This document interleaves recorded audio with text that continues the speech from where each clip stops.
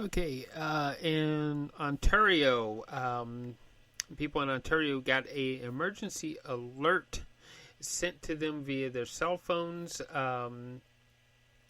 warning of recent travelers to stay at home, and their penalties to be ensued. So let's listen in and see what's happening here in Ontario.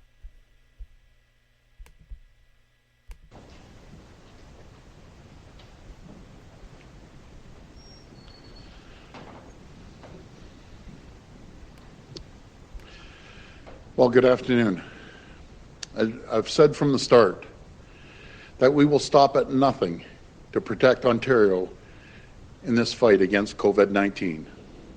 We will stop at nothing to give every Ontarian the support they need and the tools they need to overcome this terrible, terrible virus. We'll use every tool in our toolbox in this fight, and earlier this week, we put those tools to work as part of our $17 billion package to provide support and relief to Ontario. And heading into the weekend, you'll see another tool in our toolbox put to good use. This afternoon, we'll be issuing a province-wide emergency alert. It will read as follows. Travelers returning to Ontario, you're at high risk of spreading COVID-19. You're required by law to self-isolate for 14 days. Do not visit stores, family, or friends. Everyone should stay home to stop the spread.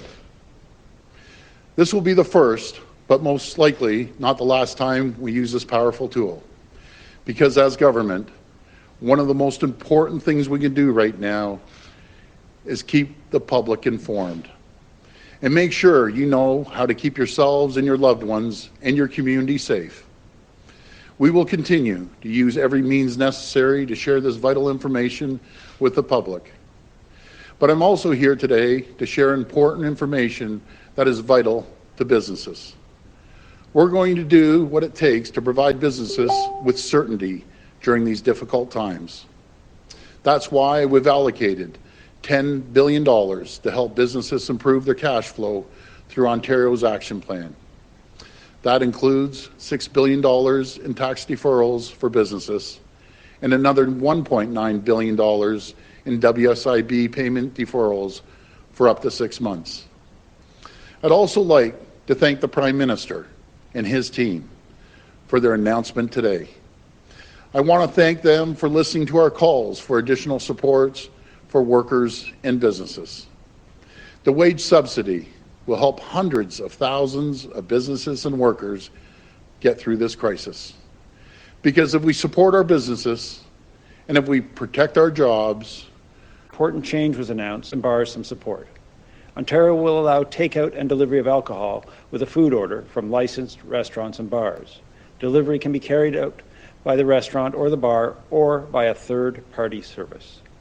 Of course, safety remains a top concern, and the same conditions will apply to in-house as they do to in-house sales, such as checking ID to protect from minors, and they'll apply for alcohol when it's delivered to someone's home. That's one example of how we can provide some relief for our businesses. Now, we know that the most pressing need for employers right now, as the Premier said, is cash flow. Business owners need to meet their immediate costs so they can keep the lights on and keep employees on the payroll. And that's why, as part of our first steps to support employers, I announced that we're making $10 billion available to support cash flow for people and businesses through tax and other deferrals that'll be coming in the next months. This will provide relief during this challenging economic time and build on the federal government's actions to provide restaurants. In respect, we heard from municipal leaders, we're also deferring the property tax payments municipalities make to school boards by 90 days. This will provide municipalities with the flexibilities, in turn, to offer a response to the feedback $155 million employers through a temporary increase in the employer health tax exemption to $1 million for 2020. With this plan, more than 90% of private sector employers would not pay employer health tax in 2020.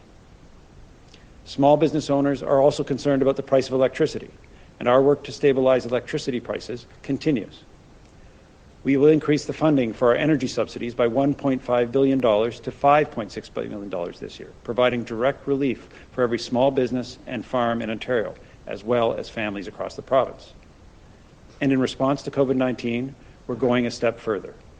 We heard loud and clear concerns from people and small businesses about time-of-use metering.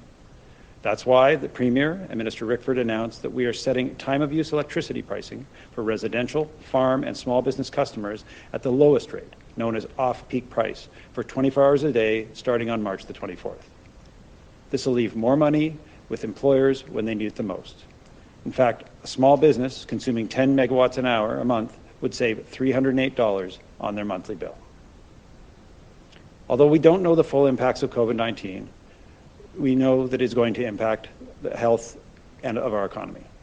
We do know that together, these actions can free up billions in cash flow for businesses and people in these uncertain times, helping protect jobs and helping protect household budgets. I was confident in Ontario before COVID-19, and I remain confident today. By acting decisively and working together with our partners, Ontario will weather the challenges ahead. And now I'd like to introduce our colleague, Associate Minister of Small Business and Red Tape Reduction, Prab Sarkaria. Prab?